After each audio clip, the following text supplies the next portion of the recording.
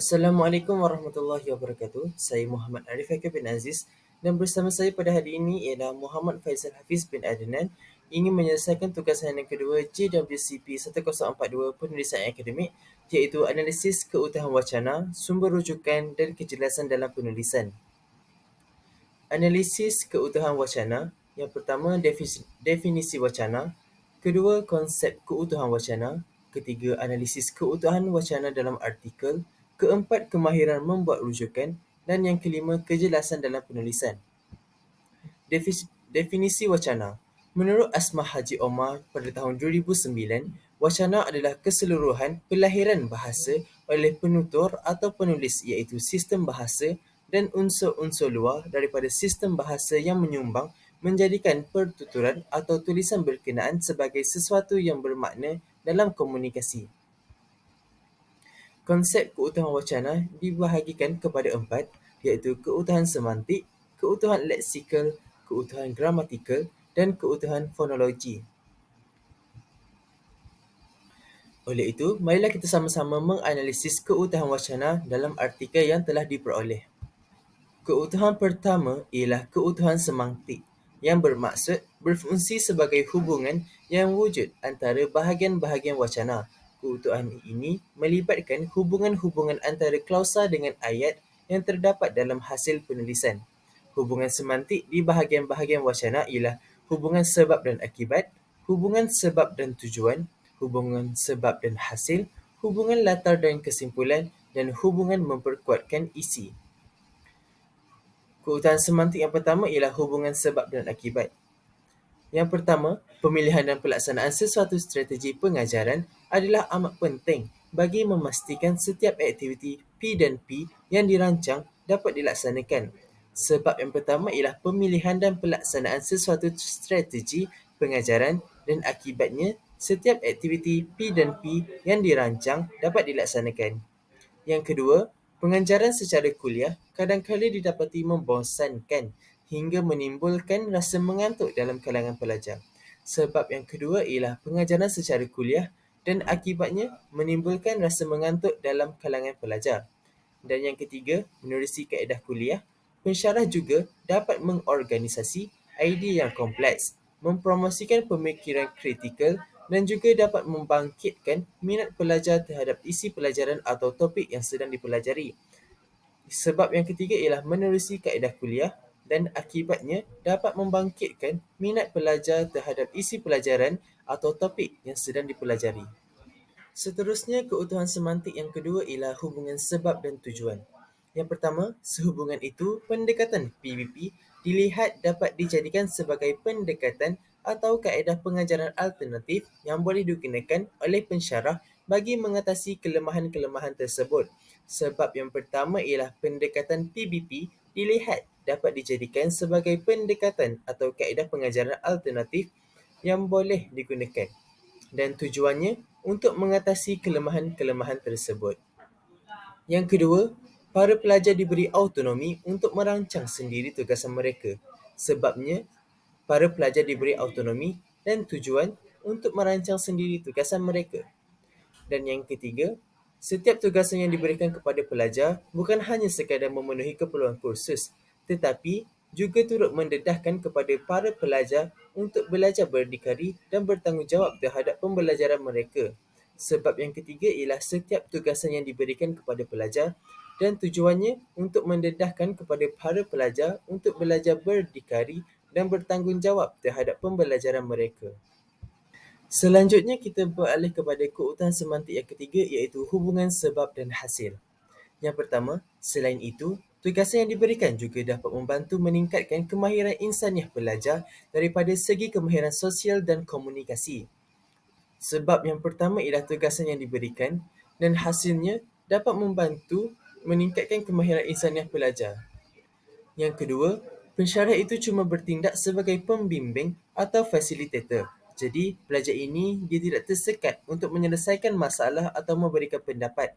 Sebab yang kedua ialah pensyarah itu cuma bertindak sebagai pembimbing atau fasilitator dan hasilnya tidak tersekat untuk menyelesaikan masalah atau memberikan pendapat. Yang ketiga ialah sikap terbuka pensyarah yang bersedia mengajar dan menerima pandangan pelajar juga menjadi faktor menyebabkan para pelajar lebih menggemari pendekatan PBP berbanding kaedah pengajaran konvensional. Sebab yang ketiga ialah sikap terbuka pensyarah dan hasilnya menyebabkan para pelajar lebih menggemari pendekatan PBP berbanding kaedah pengajaran konvensional. Seterusnya, keutuhan semantik yang keempat iaitu hubungan latar dan kesimpulan. Yang pertama, pelajar bagi pendapat, pensyarah pun bagi pendapat. Latar yang pertama ialah pensyarah bagi pendapat dan kesimpulannya pensyarah pun bagi pendapat. Ayat yang kedua, bila dua hala, macam contoh, doktor kan selalu bertanya, jadi kita yang mengantuk ni jadi segar, tak jadi nak tidur. Bersedilah untuk disoal. Latar yang kedua ialah doktor kan selalu bertanya dan kesimpulan daripada itu, jadi segar, tak jadi nak tidur dan bersedialah untuk disoal. Dan yang ketiga ialah doktor sendiri sebagai pembimbing, sebagai fasilah, kita kata bila berpusatkan pelajar, suasana kelas tu dah lain dah. Jadi aktif, jadi bising. Latar yang ketiga ialah doktor sendiri sebagai pembimbing dan kesimpulannya suasana kelas itu dah lain dah jadi aktif dan jadi bising. Dan yang seterusnya keutuhan semantik yang terakhir iaitu hubungan memperkuatkan isi.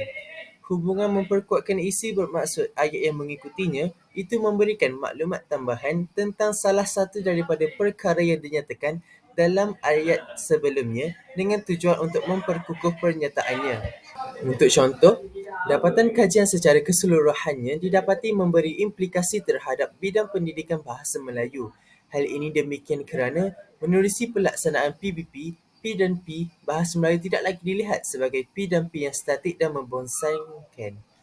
Okey, jadi di situ kita nampak hal ini demikian kerana menerusi pelaksanaan PBP, P dan P bahasa Melayu tidak lagi dilihat sebagai P dan P yang statik dan membosankan itu merupakan ayat yang memperkuatkan isi di hadapannya. Selanjutnya kita beralih pula kepada keutuhan leksikal. Keutuhan leksikal bermaksud melibatkan pertautan antara perkataan atau frasa secara semantik atau makna dalam sesebuah wacana serta melibatkan unsur pengulangan perkataan menurut Faridah Nazir pada tahun 2014. Menurut Faridah Nazir juga, keutuhan leksikal merujuk kepada hubungan antara bahagian wacana iaitu antara perkataan atau leksikal dalam wacana tersebut. Hubungan leksikal di bahagian-bahagian wacana ialah pembuka dan penutup, antonim, hiponim, kolokasi, persamaan leksikal dan sinonim serta pengulangan. Untuk keutuhan leksikal yang pertama ialah pembuka dan penutup. Untuk pembuka contohnya, abstrak, kajian ini membincangkan aktiviti pengajaran dan pembelajaran P dan P berpusatkan pelajar yang boleh diamalkan oleh pensyarah dalam P dan P Bahasa Melayu di Instituti Pengajian Tinggi IPT. Dan untuk penutup, contohnya, kesimpulan pelaksanaan PBP dalam P dan P Bahasa Melayu telah mengubah persepsi pelajar terhadap mata pelajaran Bahasa Melayu yang dikatakan membosankan kepada pembelajaran yang menyeronokkan. Dapatan kajian secara keseluruhannya didapati memberi implikasi terhadap bidang pendidikan Bahasa Melayu. Selanjutnya ialah antonim. Antonim ialah kata yang berlawanan maknanya dengan kata-kata yang lain. Contoh, tinggi, rendah, panjang, pendek, kurus, gemuk. Namun begitu, di dalam artikel yang ini, tiada antonim yang didapati. Selanjutnya kita beralih kepada hiponim. Hiponim yang bermaksud kata yang maknanya terangkum dalam kata makna yang lain. Dalam kajian ini, kaedah dan aktiviti PBP yang dilaksanakan dalam P dan P Bahasa Melayu ialah perbincangan, penyoalan, simulasi, sumbangsaran, penyelesaian masalah, aktiviti berkumpulan, permainan, pembelajaran berasaskan masalah, projek dan kaedah inkuiri penemuan. Menurut Zamri 2012, kaedah-kaedah PBP tersebut telah pun dikaji keberkesanannya dalam proses pengajaran dan pembelajaran. Di sana, saya sudah meng-highlightkan iaitu kaedah-kaedah PBP tersebut. Kaedah-kaedah PBP tersebut merujuk kepada perbincangan, penyoalan, simulasi, sumbangsaran, penyelesaian masalah, aktiviti berkumpulan, permainan, pembelajaran berasaskan masalah, projek dan kaedah inkuiri penemuan. Seterusnya, keutuhan leksikal iaitu kolokasi. Kolokasi bermaksud hubungan kedudukan atau kewujudan antara satu perkataan dengan yang lain dalam satu susunan. Berkolokasi kerap kelihatan wujud bersebelahan antara satu sama lain. Berikut merupakan contoh kolokasi. Berdasarkan dapatan kajian, pengkaji mendapati terdapat pelbagai kaedah, teknik dan aktiviti PBP yang boleh dilaksanakan dalam P dan P Bahasa Melayu, khususnya pada peringkat pengajian tinggi. Dalam kajian ini, kaedah dan aktiviti PBP yang dilaksanakan dalam P dan P Bahasa Melayu ialah perbincangan, penyoalan, simulasi, sumbangsaran, penyelesaian masalah, aktiviti berkumpulan, permainan, pembelajaran berasaskan masalah, projek dan kaedah inkuiri penemuan. Seterusnya, keutuhan leksika yang terakhir ialah pengulangan. Contohnya, pensyarah didapati menggunakan pendekatan PBP yang bertujuan untuk menarik minat pelajar dan mewujudkan suasana pembelajaran yang aktif di dalam kelas. Pelajar turut menyatakan bahawa pensyarah mereka telah berjaya melaksanakan PBP dalam P dan P Bahasa Melayu. Yang terdapat di situ ialah melaksanakan PBP yang sama maksud dengan menggunakan pendekatan PBP. Seterusnya, setiap tugasan yang diberikan kepada pelajar bukan hanya sekadar memenuhi keperluan kursus, tetapi juga turut mendedahkan kepada para pelajar untuk belajar berdikari dan bertanggungjawab terhadap pembelajaran mereka. Selain itu, tugasan yang diberikan juga dapat membantu meningkatkan kemahiran insaniah pelajar daripada segi kemahiran sosial dan komunikasi. Berikut dapat kita lihat iaitu tugasan yang diberikan juga terdapat pada awal ayat tersebut iaitu setiap tugasan yang diberikan. Seterusnya ialah keutuhan leksika iaitu pengulangan. Contohnya, ya. Wadah jadi. Seterusnya ialah keutuhan gramatika. Maksud keutuhan gramatika ialah umumnya gramatika itu bermaksud nahuan atau tata bahasa, manakala makna gramatika merupakan makna yang muncul akibat proses gramatika. Abdullah Yusof 2009 menjelaskan bahawa makna gramatika adalah bidang kajian semantik yang mengkaji makna yang hadir daripada proses gramatika dalam suatu wacana. Hubungan gramatika di bahagian-bahagian wacana ialah penanda rujukan, penanda pergantian, penanda elipsis dan terakhir penanda penghubung. Contoh keutuhan gramatika iaitu daripada artikel yang kami dapat ialah kata hubung. Yang pertama berfungsi sebagai penghuraian iaitu selain itu. Selain itu ialah kata hubung dan ayatnya ialah pelajar juga merasakan. Selain itu pelajar juga merasakan pendapat dan pandangan mereka lebih dihargai dan dihormati apabila adanya hubungan dua hala antara pensyarah dan pelajar. Yang kedua dalam artikel yang kami ambil dalam artikel ialah hal ini demikian kerana strategi pengajaran yang digunakan oleh pensyarah akan memberi impak atau kesan kepada penerimaan pelajar. Seterusnya boleh membawa kejayaan kepada pelajar. Yang ketiga ialah namun. Namun menurut Gibbs dan Jenkins 1964, McKichie 1999 serta Brown dan Montague 2001, walaupun kaedah kuliah mempunyai banyak kelebihan, kaedah kuliah juga didapati mempunyai kelemahan.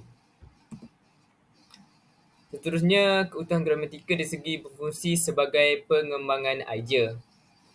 Iaitu contohnya ialah proses P dan P pada peringkat pengajian tinggi kebiasaannya didapati lebih cenderung menggunakan kaedah kuliah atau yang mana berfungsi sebagai pengembangan idea atau syarahan sebagai teknik pengajaran yang utama. Seterusnya ialah menerusi kaedah kuliah. Pensyarah juga dapat mengorganisasi idea yang kompleks, mempromosikan pemikiran kritikal dan berfungsi sebagai pengembangan idea juga dapat membangkitkan minat pelajar terhadap isi pelajaran atau topik yang sedang dipelajari. Terakhir sekali ialah oleh itu, secara tidak langsung dapatan ini menunjukkan pelajar tertarik dengan yang menjadi pengembangan idea, berfungsi sebagai pengembangan idea, kaedah pengajaran yang digunakan oleh pensyarah, khususnya menerusi kaedah soal jawab. Dan seterusnya ialah keutuhan gramatika dari segi kata rujukan. Sehubungan dengan itu, dapatan kajian ini yang merupakan kata rujukan mendapati bahawa walaupun pengajaran dan pembelajaran bahasa Melayu pada peringkat IPT masih lagi menggunakan kaedah konvensional, khususnya menggunakan kaedah kuliah. Namun, kaedah pengajaran dan pembelajaran berpusatkan pelajar turut digunakan oleh pensyarah. Untuk kursus ini iaitu kata rujukan, terdapat 3 tugasan yang perlu dilaksanakan oleh pelajar, iaitu tugasan secara individu, berpasangan dan berkumpulan. Ketiga-tiga tugasan ini menggunakan pendekatan PBP yang mana para pelajar bertanggungjawab sepenuhnya terhadap tugasan yang diberikan oleh pensyarah. Pensyarah hanya menjadi pembimbing kepada pelajar. Kita pergi pula kepada keutuhan fonologi. Keutuhan fonologi bermaksud adalah kajian tentang bunyi sebutan dalam suatu bahasa. Menurut Kamus Dewan 2007, memberi maksud keutuhan sebagai perihal tentang sifat atau keadaan utuh, kebulatan atau kesempurnaan. Keutuhan fonologi yang terdapat dalam wacana lisan dapat dilihat dari segi hentian, nada suara dan intonasi suara. Menurut Faridah Nazir 2014, hubungan fonologi di bahagian-bahagian wacana ialah hentian suara, nada suara dan akhir sekali intonasi suara. Keutuhan fonologi yang terdapat dalam artikel ialah ayat penyata, iaitu menurut ayat penyata iaitu titik, noktah. Menurut Abdul Rashid titik 2009, antara punca koma pun merupakan keutuhan fonologi. Antara punca pengajar bahasa Melayu sentiasa berbalik kepada amalan pengajaran tradisional semasa mengajar adalah disebabkan oleh faktor persekitaran, kelas dan ruang pembelajaran yang kurang memberangsangkan. Titik yang merupakan keutuhan fonologi. Dalam kajian ini, tumpuan diberikan terhadap pelaksanaan pendekatan PBP dalam konteks pelaksanaannya di institusi pengajian tinggi. Contoh yang seterusnya ialah ketiga-tiga tugasan ini menggunakan pendekatan PBP yang mana para pelajar bertanggungjawab sepenuhnya terhadap tugasan yang diberikan oleh pensyarah. Titik. Seterusnya ialah kejelasan penulisan berdasarkan artikel yang dianalisis. Penulis mempunyai koheren dan kohesi yang mantap dalam artikel yang ditulis. Artikel yang ditulis menggunakan bahasa baku yang tersusun dan mudah untuk difahami pembaca. Penyusunan ayat yang digunakan oleh penulis mencapai kejelasan dalam penulisan artikel. Penulisan artikel yang mempunyai tujuan penyampaian yang jelas dan logik. Seterusnya ialah maksud kohesi dan koheren. Yang pertama ialah kohesi. Kohesi merupakan kekuatan tarik-menarik antara molekul dalam sesuatu benda yang menjadikan molekul-molekul itu bertautan atau bergabungan. Kohesi boleh difahami sebagai perhubungan yang erat, perpaduan atau jeleket antara satu dengan yang lain.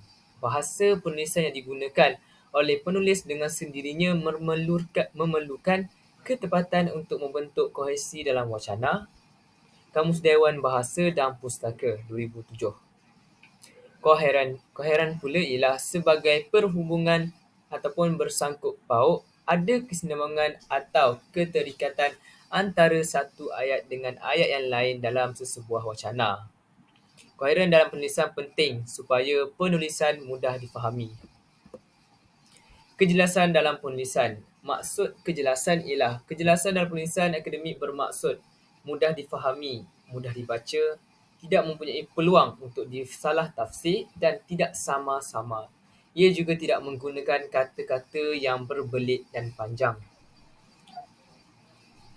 Ciri-ciri kejelasan dalam penulisan.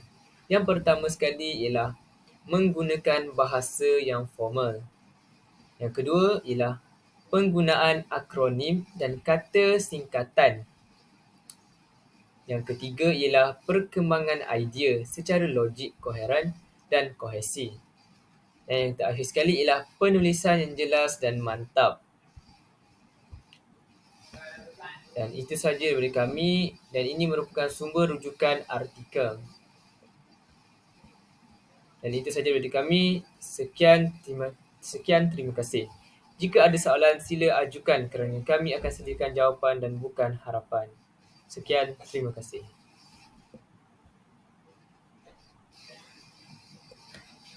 Ni habis.